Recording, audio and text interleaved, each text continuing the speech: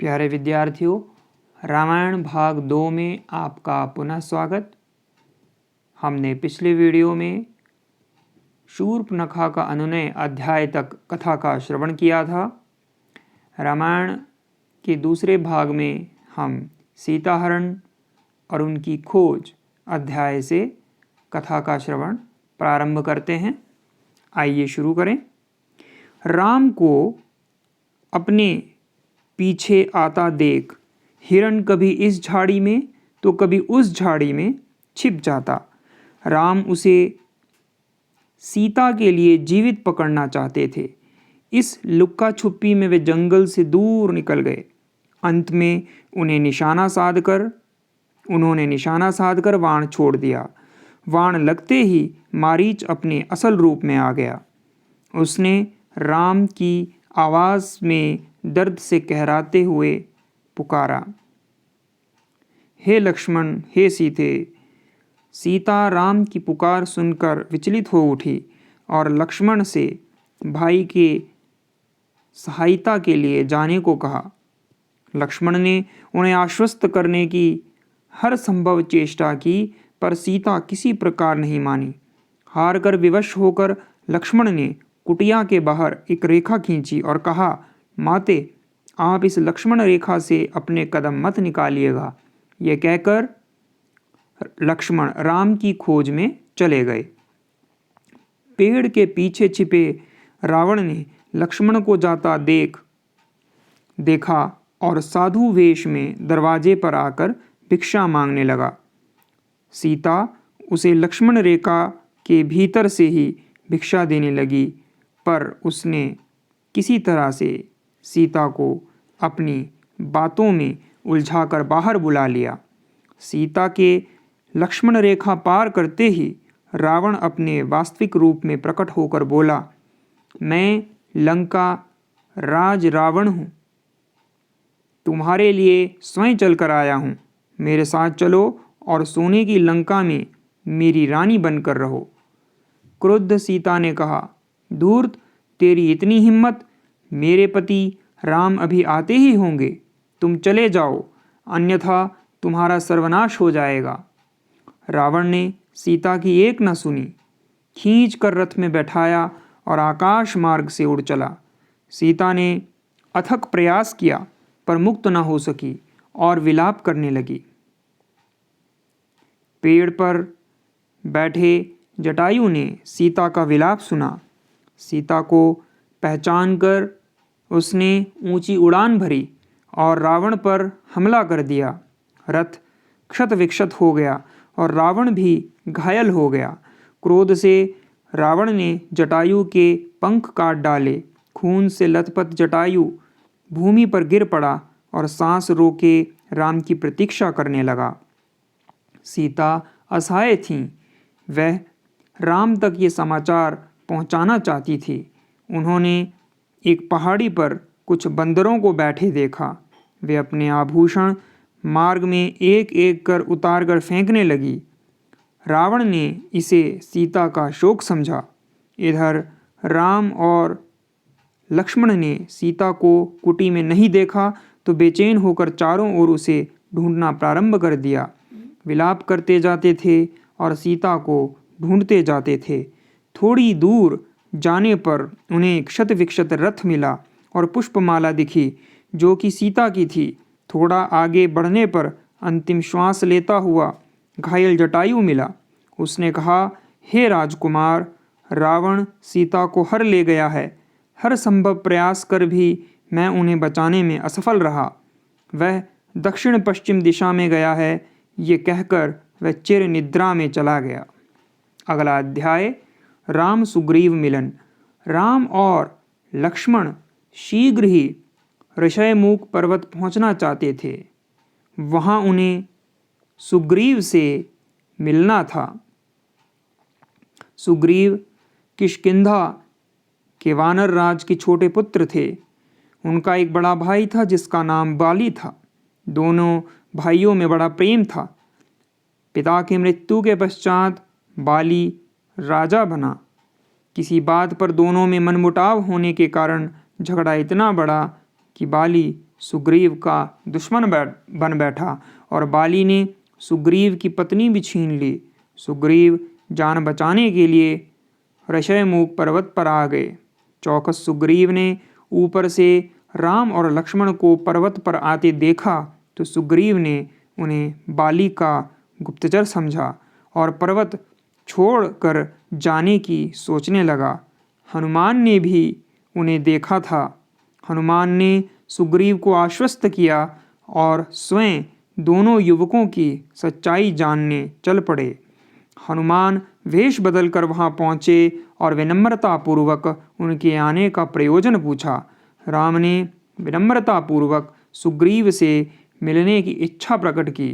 हनुमान ने दोनों को मिलवाया। दोनों शीघ्र ही मित्र बन गए। बातों ही बातों में राम ने सीता हरण की बात बताई तो सुग्रीव को कुछ याद आया। वह एक पोटली उठाकर लाए और बोले, वानरों ने एक स्त्री हरण की बात बताई थी। रावण इसी मार्ग से गया था। ये कुछ आभूषण हैं जिन्हें वानरों ने उठाया था। जरा देखिए, कहीं ये सीता के तो नहीं हैं। राम ने देखते ही आभूषणों को पहचान लिया और विलाप करने लगे।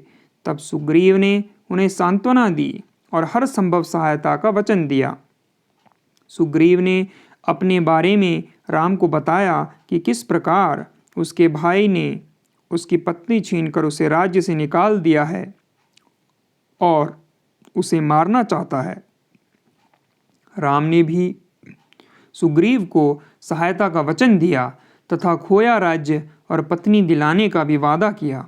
राम ने सुग्रीव से बाली को युद्ध के लिए ललकारने को कहा। सुग्रीव जानते थे कि बाली को युद्ध में हराना असंभव है। वे चिंतित हो गए।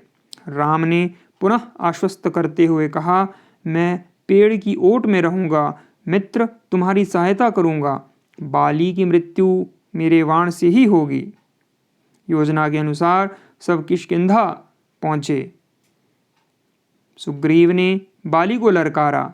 राम, लक्ष्मण और हनुमान छिपे रहे। क्रोधित बाली और सुग्रीव में मल्ल युद्ध हुआ। बाली सुग्रीव पर भारी पड़ने लगा। राम बाण लिए हुए थे पर दोनों में अत्यधिक समानता के कारण चला नहीं पाए। सुग्रीव किसी तरह अपनी जान बचाकर भागे और सीधा ऋषयमुख पर्वत पर आकर दम लिया। सुग्रीव राम पर बहुत कुपित थे। राम ने कहा, तुम दोनों भाइयों के चेहरे मिलते जुलते हैं, दूर से दोनों में एक समान लगते हैं। मित्र, मैं तुम्हें खोना नहीं चाहता था। बिना आश्वस्त हुए तीर कैसे चलाता, अनर्थ हो सकता था। अगला अध्याय।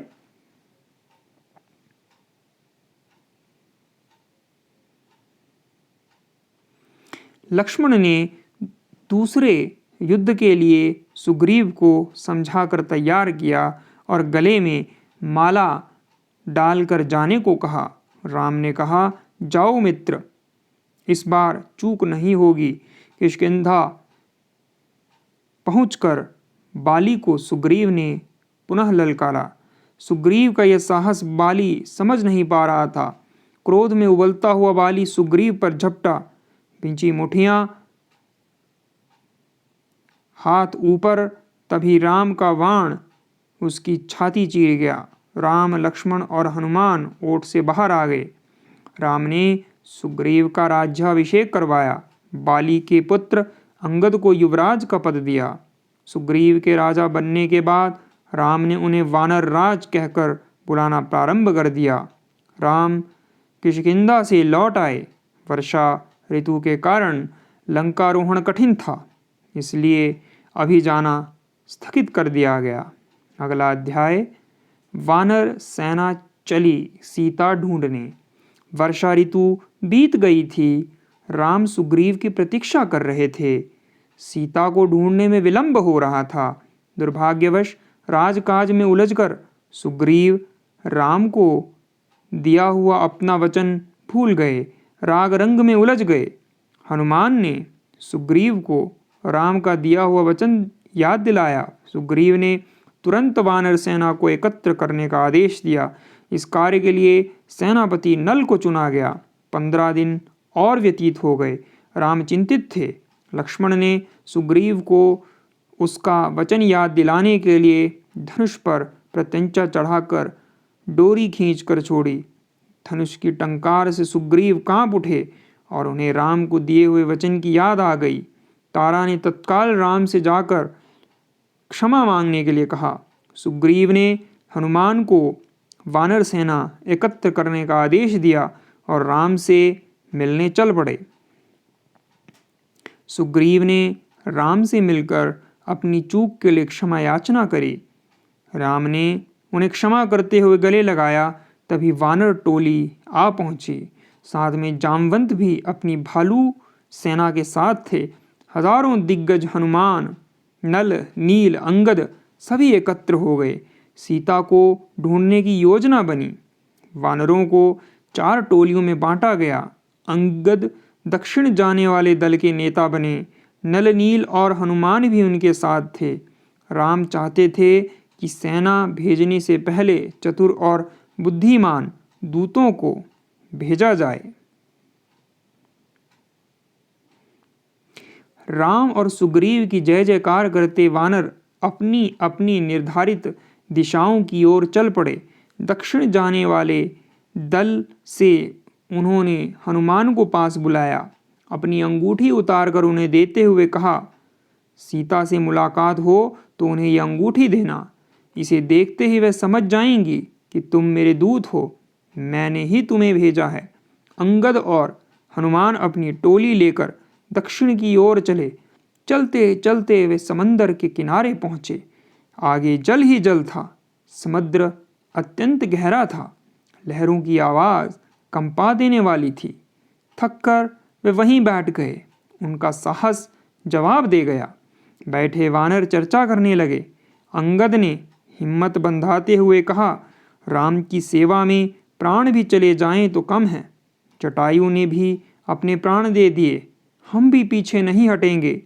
एक विशाल गिद्ध वहीं छिपा बैठा था। वह जटायु का भाई संपाति था। जटायु का नाम सुनते ही वह सचेत हो गया और वानरों को आने का प्रयोजन जानकर बोला, सीता को रावण लंका ले गया है। सीता तक पहुंचने के लिए आपको समंदर पार करना होगा। वहां पहुंचने का एकमात्र रास्ता यही है। सीता की खबर मिलते ही वानर दल प्रसन्न हो गया, पर कठिनता ये थी कि समंदर कैसे पार किया जाए। अंगद उदास हो गए। लक्ष्य सामने था पर विकट था। संपाति वृद्ध था, इतनी दूर उड़ नहीं सकता था। वानर असमंजस में थे, वापस नहीं जा सकते थे। दल में सबसे बुद्धिमान जामवंत थे। सभी वानर उनके पास गए। जामवंत ने देखा कि हनुमान एक किनारे चुपचाप बैठे हैं। जामवंत जानते थे कि हनुमान के पास अपार शक्ति है। वे वायुपुत्र हैं, पवन पुत्र हैं। बस उन्हें अपनी सोई शक्ति को जगाना है। वे उठे और हनुमान के पास जाकर बोले, हनुमान उठिए, आपको जाना होगा। अपनी शक्ति पर भरोसा रखिए। ये कार्य मात्र आप ही कर सकते हैं। सबकी आंखें अब हनुमान पर टिक गई थीं। जामवंत हनुमान की सोई शक्ति जगाने में सफल हो गए थे। हनुमान ने उठकर अंगड़ाई ली और एक ही छलांग में महेंद्र पर्वत पर पहुंच गए। उन्हें राम का कार्य करना था। राम को प्रणाम किया, पर्वत को कसकर पैर से दबाया और हाथ उठाकर छलांग लगाई। अगले ही पल वे समंदर के ऊपर उड़ रहे थे। पैर के दबाव से कई पत्थर दरक कर टूट गए। वे सब समंदर में जा गिरे। अगला अध्याय, हनुमान लंका पहुंचे। हनुमान वायु वेग से लंका की ओर बढ़ रहे थे। समंदर के भीतर मैनाक पर्वत था। वे हनुमान को विश्राम देने के लिए जलराशि चीर कर ऊपर उठा, पर हनुमान नहीं रुके। वे राम काज में बाधा नहीं चाहते थे। उनका हाथ पर्वत से टकराया तो पर्वत शिखर टूट गया। वे संभल कर और ऊपर उड़ने लगे। आगे उन्हें सुरसा नामक राक्षसी मिली। वह कई दिनों से भूखी थी, हनुमान को खाना चाहती थी। हनुमान ने अपना रूप बढ़ाना शुरू किया तो उसने भी मुंह बड़ा किया। हनुमान भीतर गए और अपना रूप छोटा कर तुरंत बाहर निकल आए। थोड़ा और आगे बढ़ने पर सिंहिका नामक राक्षसी ने समंदर में उनकी परछाई को पकड़ लिया। हनुमान आपस में ही ठहर गए, आसमान में ही ठहर गए। उन्होंने सिंहिका का संहार किया और तब आगे बढ़ पाए। हनुमान को थोड़ी दूर से ही चमकती हुई सोने की लंका रावण की राजधानी दिखाई देने लगी। लंका अनुपम सुंदर थी। हनुमान समंदर के किनारे उतर गए और लंका को देखने लगे। हनुमान को पास में ही एक पहाड़ी दिखाई दी। लंका को देखने के लिए वह उस पर चढ़ गए। चारों ओर हरे भरे वृक्ष, सुगंधित पुष्प से सज्जित बगीचे, भव्य भवन। राक्षस नगरी में इतनी सुंदरता अनुपम, कल्पनातीत। हनुमान सोचने लगे कि वे सीता को कैसे ढूंढेंगे और कैसे पहचानेंगे। दिन के उजाले में लंका में प्रवेश करना उन्हें उचित नहीं लगा। समंदर तट पर बैठकर शाम ढलने की प्रतीक्षा करने लगे। शाम ढलने पर हनुमान ने नगर में प्रवेश किया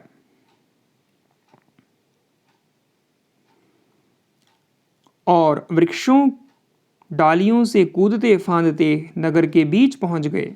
रावण का राजमहल वहीं था। सोचा शायद सीता को रावण ने महल में छिपा कर रखा हो। पहरेदारों से बचते बचाते भीतर पहुंच गए। एक एक कर महल के सारे कमरे देख डाले। रावण के कक्ष में भी गए पर सीता कहीं नहीं मिली। अंतःपुर के बाहर रावण का रत्न सज्जित सुंदर रथ खड़ा देखा। तभी उनका ध्यान अंतःपुर से लगी वाटिका पर गया। शायद सीता वहीं हो, पर इतनी खुली जगह में वह उन्हें भला क्यों रखेगा। निराश से घिरे हनुमान एक पेड़ पर छिपकर बैठ गए। उन्हें कोई देख नहीं सकता था, पर वह सब कुछ देख सकते थे। रात हो आई थी।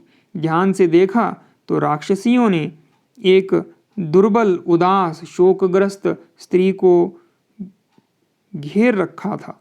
हनुमान ने सोचा अवश्य ही यही माता सीता होंगी। हनुमान सीता से मिलने को व्यग्र हो उठे। तभी उन्हें रावण आता दिखाई दिया। रावण ने सीता को तरह तरह के प्रलोभन दिए, बहलाया, पर सीता नहीं डिगी। भय से कांपती सीता ने रावण का तिरस्कार किया। रावण ने कहा, सुमुखी, तुम डरो मत। मैं तुम्हारी इच्छा के विरुद्ध तुम्हें स्पर्श भी नहीं करूँगा। मैं तुम्हें रानी बनाना चाहता हूँ। तुम्हारे पास और 2 माह का समय सोचने के लिए बचा है। मान जाओ या फिर मरने को तैयार रहो। दुष्ट, तेरी इच्छा कभी पूरी नहीं होगी। तेरा सर्वनाश निश्चित है। मुझे राम के पास पहुंचा दो, वे तुम्हें क्षमा कर देंगे। रावण का तिरस्कार करते हुए सीता ने कहा। क्रोध में पैर पटकता हुआ रावण लौट गया। राक्षसियों ने सीता को डराना धमकाना शुरू कर दिया। त्रिजटा नामक राक्षसी का व्यवहार सीता के प्रति नरम था। काफी देर तक यह खेल चलता रहा। फिर एक एक कर राक्षसियां चली गई और सीता अकेली बच गई। अवसर देखकर हनुमान नीचे आए। सीता माँ को प्रणाम कर अपना परिचय दिया, आने का प्रयोजन बताया और राम की अंगूठी दी। सीता की शंका दूर करने के लिए पर्वत पर फेंके गए आभूषणों की भी याद दिलाई। विश्वस्त होकर सीता ने राम लक्ष्मण का कुशलक्षेम पूछा। भोर होने वाली थी। अपना एक आभूषण सीता ने हनुमान को देकर कहा, राम से कहना मैं जीवित हूँ। जाते जाते हनुमान ने सीता से कहा, माते निराश न हो, श्री राम 2 माह में यहाँ अवश्य पहुँच जाएंगे। अगला अध्याय लंका दहन। हनुमान सीता का संदेश राम को शीघ्र अतिशीघ्र सुनाना चाहते थे, पर कुछ विचार कर रुक गए। उन्होंने अशोक वाटिका तहस नहस कर दी, राक्षसों को मार डाला। रावण का पुत्र अक्षय कुमार भी मारा गया। एक वानर के उत्पात की सूचना पाकर रावण आपे से बाहर हो गया। अपने पुत्र मेघनाथ को उसे पकड़कर लाने के लिए भेजा। मेघनाथ ने हनुमान को बांधकर बंधे हनुमान को खींचते हुए रावण के सम्मुख प्रस्तुत किया। रावण अपने भव्य सिंहासन पर विराजमान था। परिचय पूछे जाने पर हनुमान ने कहा, मैं राम का दास हनुमान हूँ। श्री राम की पत्नी सीता को ढूंढने आया था, आपसे मिलना चाहता था, इसीलिए उत्पात करना पड़ा। राक्षसों ने मुझे रोकने का प्रयास किया, अतः वे दंड के भागी बने। हनुमान ने रावण को प्रणाम करते हुए कहा, मेरी आपसे करबद्ध प्रार्थना है कि आप ससम्मान सीता को लौटा दें। धनुर्धर राम से बैर ना लें, आप उनसे जीत नहीं सकते। क्रुद्ध रावण हनुमान को मारने उठे, पर रावण के छोटे भाई नीतिज्ञ विभीषण ने उसे रोका और कहा, राजन, दूत का वध सर्वथा वर्जित है, आप उसे कोई भी दूसरा दंड दें। रावण ने भयंकर अट्टहास किया। वह जानता था कि बंदर को अपनी पूंछ बहुत प्यारी होती है, अतः आज्ञा दी हनुमान की पूंछ में आग लगाकर पूरे शहर में घुमाया जाए। राक्षसों ने पूंछ में कपड़ा लपेटना शुरू किया। हनुमान ने अपनी पूंछ बढ़ाना शुरू कर दिया और कपड़ा लाया गया और पूंछ बढ़ी। पूंछ में आग लगाकर हनुमान को पूरे शहर में घुमाया गया।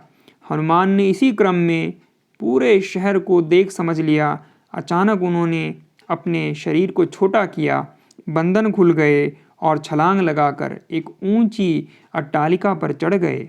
उन्होंने आग लगानी शुरू कर दी। एक से दूसरी अट्टालिका पर जाते आग लगती जाती थी। हवा के बेग से धीरे धीरे पूरी लंका जलने लगी। हनुमान ने समंदर में कूदकर अपनी पूंछ की आग बुझाई। जलती लंका को देख उन्हें सीता का ध्यान आया। अपने किए पर पछताने लगे, कहीं सीता पर आग का प्रभाव न हुआ हो। चिंतित हनुमान पुनः सीता के पास गए।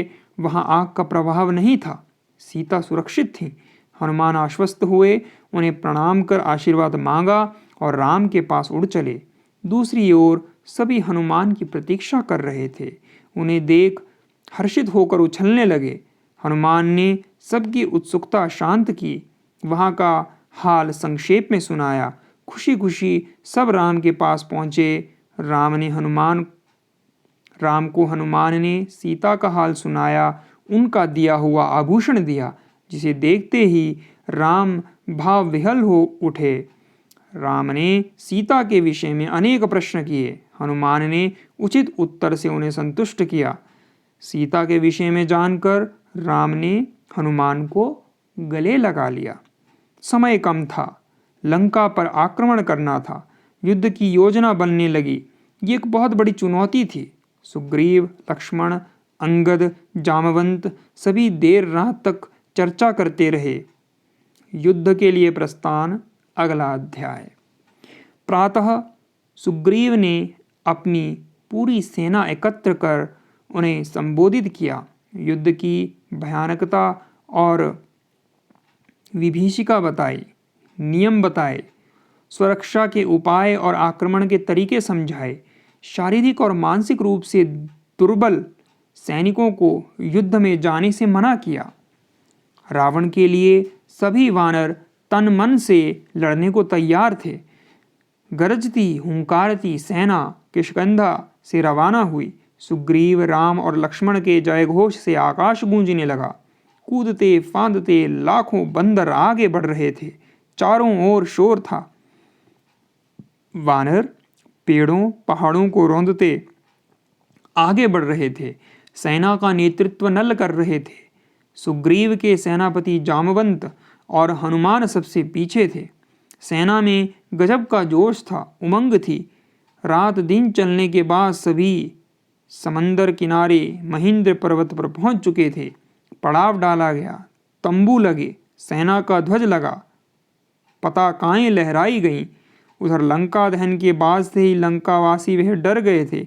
यदि एक बंदर दूत उतना उत्पात मचा सकता है तो राम कितने शक्तिशाली होंगे। चारों ओर यही चर्चा थी। लोगों का मनोबल टूट गया था, हताश थे। विभीषण ने जनता का ये हाल देखा तो रावण को समझाने गए। उन्होंने दरबार में रावण को वस्तुस्थिति से परिचित करवाया और कहा, राजन, आप राम को उनकी पत्नी सीता सादर लौटा दें, आक्रमण नहीं होगा। रावण को सेना आने का समाचार मिल चुका था। उसने विभीषण की बात अनसुनी कर दी। विभीषण ने पुनः कहा, सीता गले में बंधे सांप की तरह है। लंकाधिराज, मैं आपका शुभ चिंतक हूँ, महाविनाश को रोक लीजिए, सीता को लौटा दीजिए और लंका को बचा लीजिए। और विभीषण ने रावण के पैर पकड़ लिए। क्रोध से तमतमाए रावण ने विभीषण के सीने पर लात मारी और दहाड़ा, निकल जाओ यहाँ से, तुम मेरे भाई नहीं शत्रु हो, मेरे शत्रु के शुभ चिंतक हो। मैं तुम्हारी सूरत भी नहीं देखना चाहता हूँ, मुझे तुम्हारा साथ नहीं चाहिए। अपमानित विभीषण ने अपने 4 सहायकों के साथ लंका को अंतिम प्रणाम किया और राम के पास चल दिए। समंदर पार जाकर वे शिविर की ओर बढ़े। पहरेदारों ने उन्हें देखकर राक्षसों के आने की सूचना दी। खलबली मच गई। वानरों ने विभीषण को सुग्रीव से मिलवाया। निडर विभीषण ने कहा, वानर राज, मैं विभीषण रावण का छोटा भाई हूँ, राम की शरण में आया हूँ, कृपया मुझे उनसे मिलवा दीजिए। विभीषण के चेहरे पर भय नहीं था, वरन विश्वास था। शब्दों में षड्यंत्र की जगह कातरता थी, याचना थी। फिर भी सुग्रीव को भरोसा नहीं हो रहा था। सुग्रीव के चेहरे पर अविश्वास की रेखा देखकर विभीषण फिर बोले, रावण मद में चूर है। राम की पत्नी को लौटाने के मेरे अनुरोध पर उन्होंने मुझे अपमानित कर लंका से निकाल दिया है। मैं प्राण बचाकर भागा हूँ, राम से कुछ कहना चाहता हूँ। सुग्रीव को अभी भी विश्वास नहीं था, पर वे राम के पास गए। राम ने पूरी बात सुनकर कहा, विभीषण शरणागत है, उसे सादर ले आइए। राम ने विभीषण का सत्कार किया। विभीषण ने राम को लंका समाचार दिया, भीतर की बातें बताई, रावण और उसके योद्धाओं की शक्ति के बारे में बताया और कहा कि रावण पर विजय पाने के लिए बल और बुद्धि दोनों की आवश्यकता है। शीघ्र ही विभीषण राम के विश्वास पात्र बन गए। राम ने उन्हें आश्वस्त किया कि जीत तो उनकी ही होगी और विभीषण ही राजगद्दी के अधिकारी होंगे। अगला अध्याय, सेतु निर्माण। सेना के सामने अब समंदर पार करने की चुनौती थी। राम समंदर किनारे बैठे रहे। 3 दिनों तक उन्होंने समंदर से विनती करी, पर समंदर ने नहीं सुनी। क्रोधित हो उन्होंने समंदर सुखाने के लिए अग्निबाण निकाला। समंदर हाथ जोड़कर उनके सामने खड़े हो गए। भगवान, समंदर के सभी जीव जंतु मारे जाएंगे, ऐसा मत करें।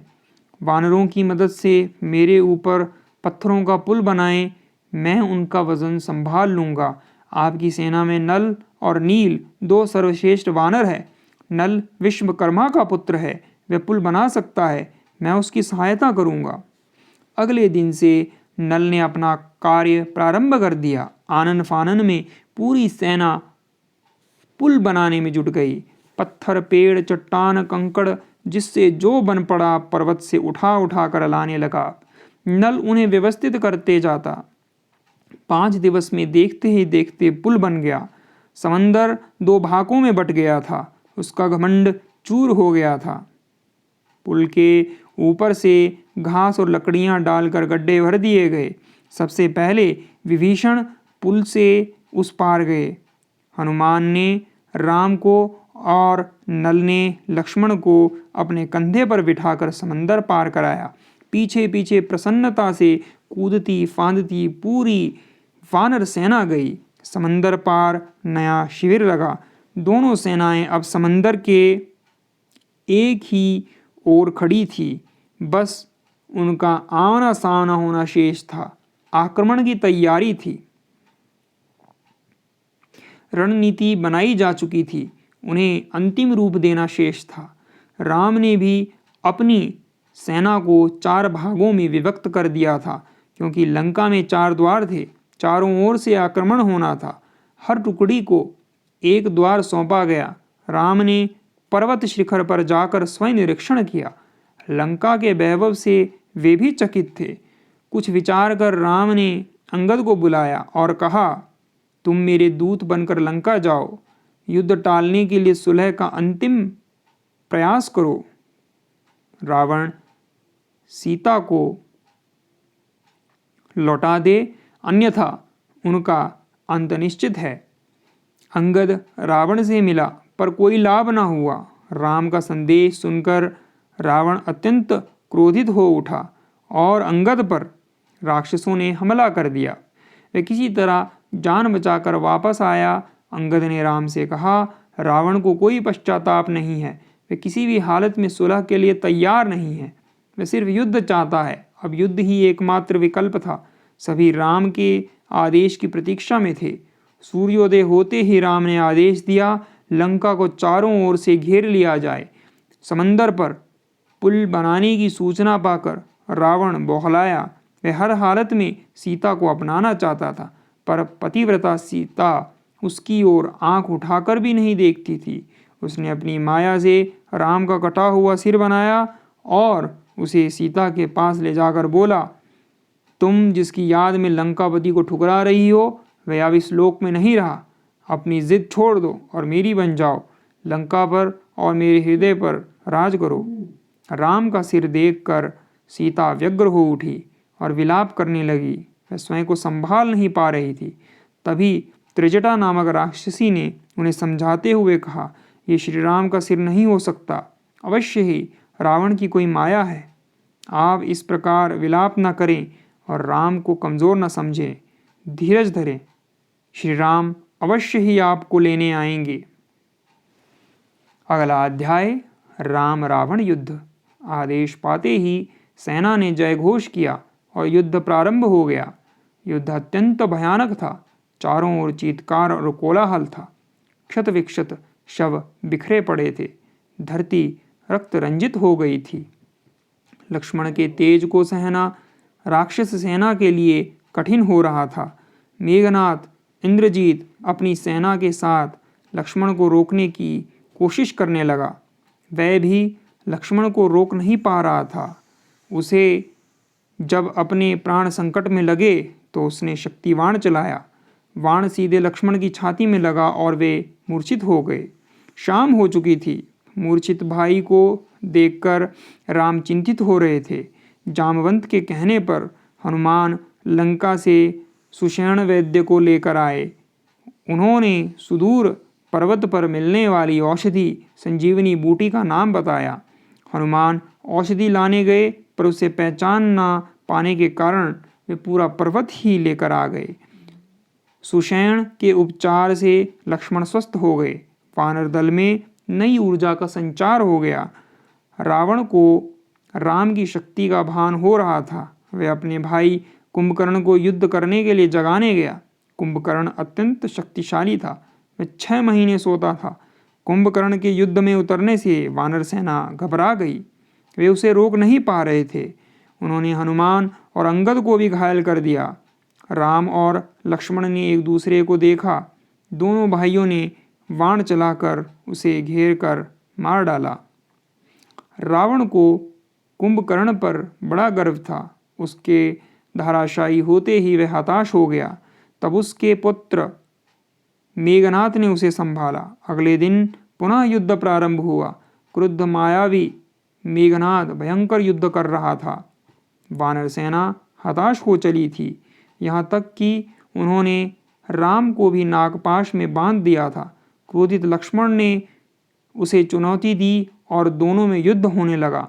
काफ़ी देर बाद लक्ष्मण को भारी पड़ता देख मेघनाद माया से अदृश्य हो गया और अजय होने के लिए यज्ञ करने चला गया। तब विभीषण ने गुप्त मार्ग बतलाया। लक्ष्मण, हनुमान, अंगद और अन्य वानरों के साथ वहां गए। वानरों ने कूद कूद कर यज्ञ ध्वस्त कर दिया और लक्ष्मण के बाण से मेघनाद वहीं मारा गया। ज्येष्ठ पुत्र मेघनाद की मृत्यु ने रावण को हिलाकर रख दिया। बहुत विलाप किया। स्वयं युद्ध भूमि में जाने के अतिरिक्त अब रावण के पास कोई भी विकल्प नहीं बचा था। रावण क्रोध से फुंफुकारते हुए रणभूमि में आया। उसके उग्र रूप का सामना कोई नहीं कर पा रहा था। जिधर मुड़ता भगदड़ मच जाती। रावण सेना को भागते देख लक्ष्मण सामने आ गए। वे अवैध दीवार बनकर खड़े हो गए। थोड़ी देर में विभीषण और राम भी वहां आ गए। विभीषण को शत्रु सेना में देख रावण और क्रुद्ध हो गया। विभीषण पर उसने निशाना साध कर घातक बाण चलाया, जिसे लक्ष्मण ने निरस्त कर दिया। रावण ने दूसरा घातक बाण चलाया। लक्ष्मण विभीषण के सामने आ गए। बाण लक्ष्मण को लगा और वे अचेत हो गए। लक्ष्मण को गिरते देख राम आग बबूला हो गए। उन्होंने रावण को चुनौती दे दी।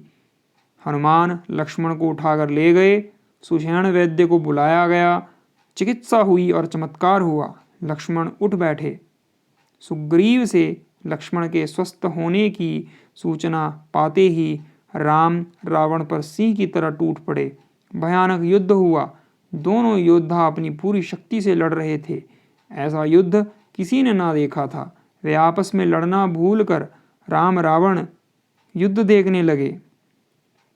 तभी रावण के बाण से राम के रथ की ध्वजा फट गई। राम ने प्रहार किया तो बाण रावण के मस्तक में लगा। रक्त की धारा बह निकली।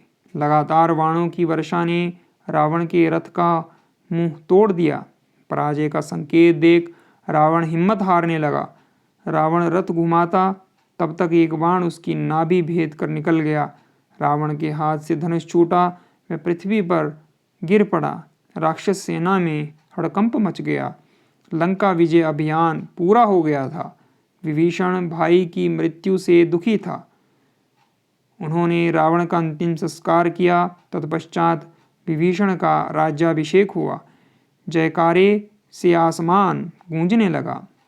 राम की वापसी एवं राज्याभिषेक। राम वापस अयोध्या जाना चाहते थे। विभीषण ने राम की यात्रा की व्यवस्था करी। विभीषण, सुग्रीव और हनुमान भी साथ जाना चाहते थे। राम ने उन्हें आमंत्रित किया। सभी विभीषण के पुष्पक विमान में सवार हुए। वानर सेना ने उन्हें विदाई दी। विमान उत्तर दिशा की ओर उड़ान भरने लगा। राम सीता को मार्ग में आने वाले हर स्थान के बारे में बताते जा रहे थे। रणभूमि, फिर समंदर पर बनाया गया सेतु दिखाया। किष्किंधा में विमान रोककर सुग्रीव की पत्नियों तारा और रूपा को लिया गया। ऋषयमुख पर्वत और पंपा सरोवर की सुंदरता दिखाई। एक चमकती रेखा की तरह दिखती गोदावरी नदी दिखाई। उसके तट पर पंचवटी तथा अपनी पर्णकुटी भी दिखाई। सीता ने भय से आंखें मूंद ली, मानो उन्हें पूरी घटना याद हो आई हो।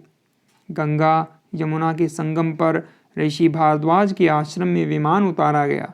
ऋषि के आग्रह पर सबने रात वहीं बिताई।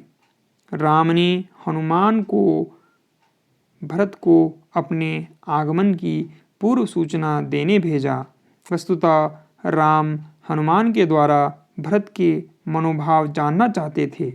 उन्होंने हनुमान को विशेष हिदायत दी थी कि वे सूचना देकर भरत के मनोभाव पढ़ें। यदि भरत अप्रसन्न हुए तो राम अयोध्या नहीं जाएंगे। वायु वेग से हनुमान उड़े। निषादराज गुह से मिलते हुए अयोध्या का हाल जानकर नंदीग्राम पहुँचे। भरत से मिले और राम का संदेश दिया। संदेश पाकर भरत की प्रसन्नता का ठिकाना न रहा। अविरल अश्रुधारा बह चली। बार बार इस शुभ सूचना के लिए हनुमान का धन्यवाद किया। भरत से सूचना पाकर अयोध्या में स्वागत उत्सव की तैयारियां प्रारंभ हो गई। शत्रुघ्न राज्याभिषेक की तैयारी करने लगे। तीनों माताओं ने नंदीग्राम प्रस्थान किया। कौशल्या जानती थी कि राम पहले भरत से मिलने जाएंगे। अगली सुबह पुष्पकयान नंदीग्राम उतरा। भव्य स्वागत हुआ। भरत ने राम को गले लगाया, माताओं को प्रणाम किया। भरत ने दौड़कर खड़ाऊं लाकर राम को पहनाया। मिलन का ये दृश्य अद्भुत था। खुशी से सबकी आंखें नम थी। राम, लक्ष्मण एवं सीता को राजसी वस्त्र पहनाए गए और सबने अयोध्या के लिए प्रस्थान किया। अयोध्या नगरी दुल्हन की तरह सुसज्जित थी। सभी आह्लादित थे। 14 वर्ष बाद उनके प्रिय राम वापस आ रहे थे। माताएं, मुनिगण सभी प्रसन्न थे। नंदीग्राम में ही भरत ने राम को राज्य सौंप दिया था। राजमहल पहुंचने पर मुनि वशिष्ठ ने घोषणा करी, कल सुबह राम का राज्याभिषेक होगा। पूरी अयोध्या फूलों से सुसज्जित थी। चारों ओर दीप जलाए गए। अगले दिन राम का राजतिलक हुआ। सोने के रत्न जटित सिंहासन पर राम और सीता बैठे। लक्ष्मण, भरत और शत्रुघ्न पास खड़े थे। हनुमान ने प्रभु राम के चरणों की शरण ली। मंगलाचार हुआ। माताओं ने आरती उतारी। प्रजाजनों को उपहार दिए गए। राम ने सीता को बहुमूल्य हार दिया। सीता ने अपने गले का बहुमूल्य हार अपने सर्वप्रिय हनुमान को दे दिया। पूरे शहर तथा घर घर को प्रकाशित कर सजाया गया। आज भी इसी दिन की याद में दीपावली का पर्व मनाया जाता है। धीरे धीरे सभी अतिथि लौट गए।